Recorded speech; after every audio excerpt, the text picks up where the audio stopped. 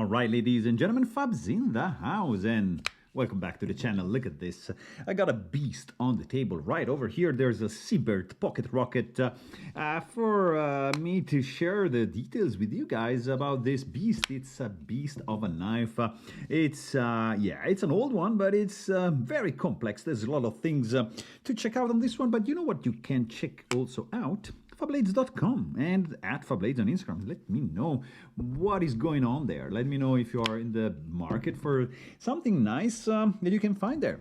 Hit me up. Let me know. In the meanwhile, we can just check out this beast of a knife in detail, guys, because this is a liner lock, this massive liner lock from Sibert. It's a full custom knife. This is not a cheap one. I think they go around 2,500 bucks. So definitely high up there in the in the amount of money you gotta spend to get something like this. It is a beast. It is pretty stout, if that's a word. 10 centimeters long blade and 13 centimeters long for the handle, of 23 overall length for this bad boy, which has G10 scales with this orange insert, as you can see. See, on this side is pretty much perfect.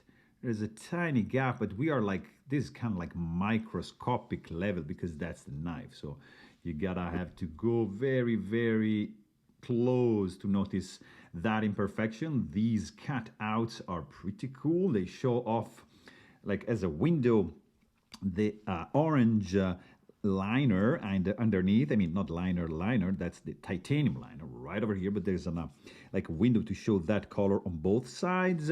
Inlaid G10 also in the pocket clip, which has nice detail. Look at these 4 milled lines right there, this little pocket, couple screws to hold it together. It's very nice, super solid construction, chamfering all around the side. Look at the construction. You got 2 screws here holding the scale, and there's gonna be some stuff underneath through the back spacer holding everything together. I'm not gonna open this up because this is just on consignment, so not gonna do it. Look at the pivot. Talking about exposed and protruding pivot, you got something conic right up here. Look at that. G10 color, domed or conic G10 inlaid pivot. It's something that I've never seen. And on the back you get this protruding screw over here, overbuilt knife. Of course, you got an extra 2 screws holding the scales together, and lanyard hole option going through the full length backspacer with a G10 not inlaid, like sandwiched line. Look at this, pretty cool indeed. Geared jimped backspacer matching the jimping on the back of the handle. This is a beast of a knife. S35 VN steel blade. You get this ridiculously well-made jimping. Guys, thumb ramp. Look at this. Perfectly fits the thumb. And it has traction, it has grip. So here is nicely rounded off. Everything is chamfered over here up to kind of like this point over here. You get a huge swedge going like down aggressively like that. Pretty much very gentle belly for this hollow grind thing, guys. Sharpening choil. Look at this sharpening choil. Not really a finger choil. There's this little gap, but it's all right. Let me check the... You got 4.5 millimeters thick blade and 0.76 behind the hedge. You get a fuller right over here, satin flats and belt. Look at these grind lines on the swedge, on the primary bevel, going perpendicularly to the satin. On the flats, you get a Sibert logo lasered there, and the steel employed on the other side. You get a G10 ring, kind of like inlaid. I really don't know like how to describe this, but this hole has this G10 rings on both sides. As you can see, it's just not one, it's on both sides. I love this jimping very much. You check the lockup, it's around 20%. You get some nice area to disengage the lock bar. It's just like flush, it's just like not protruding, so you don't have extra room to access this, but still you can do it. You get a little bit of jimping going on there to add a little bit of traction.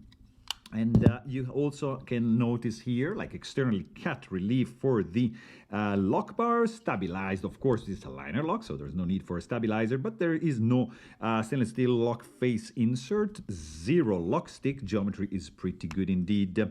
This guy, I believe, like looking from here, I don't know because I didn't open this fella. It looks like it's running on washers. It might be because the action with this thick blade, this heavy, it should be on washer. You have a very well finished knife. It's a big boy. Yes, it is heavy also. Let me check the weight, because definitely you're gonna notice this thing in your pocket. It's gonna be, let's see, 8.18 ounces. So yeah, it's a chunky guy, and it's meant to be like that. This is the grip on this thing is just, look at this. The thumb is great. One finger groove right there, perfect. Jimping here, traction, boom, wrapped, done. You want to do a reverse grip like this? Look at this. This is going to act as a finger guard. It's pretty good. Not really stabby for the blade, but still, you can do it. Also, something really cool is the sound this guy makes. Look at the size of the stop pin. It's a rod, like crazy thick, but anyways, here it is. That's a very deep clunk. And when you close it, oof, clunk. It's very unique. And boom. Really deep, low-pitched, not resounding, muffled, beautiful. It's gorgeously sounding. This is a beast of a knife. It feels really good in the hand. I see a little bit of gaps as I showed you, so it's not perfect, but remember, this is a custom knife, so this is a handmade things, so don't expect perfection. This is not a something you do with CNC machining and it's gonna be perfect every time. No, there's gonna be a little bit of imperfections, but this is human made, not machine made. I mean, of course, human with machines, but still, there is some hand dexterity involved in making these guys. So if you expect something that is perfect, just get a mid-tech, maybe something done by CNC machining, not really done by hand, because you're gonna always find a little imperfection if you look carefully enough, unless, I mean, I don't know, but that's just my idea. Not a big deal, I mean. If you see a little bit of imperfection because it's a full custom, if you see an imperfection on a mid-tech knife, that's gonna be like, you're using machines, so that should be perfect. That shouldn't be an issue, right? So this is, I mean, an overbuilt knife. It's heavy, it's big, it's expensive, it's loud, it's bold, but I like it. It has something pretty cool in it. I mean, it's not my style, to be honest. I wouldn't buy this one, but I like it. I see the point of this one. It has some soul. It has some character. It's not boring. It is something that attracts your attention, and it does in a wonderful way, because it looks pretty mean and cool, feels amazing in the hand, and sounds ridiculously quiet for how aggressive this knife is. So there you have it. I really hope you guys enjoyed this video. Thanks for watching and stay tuned.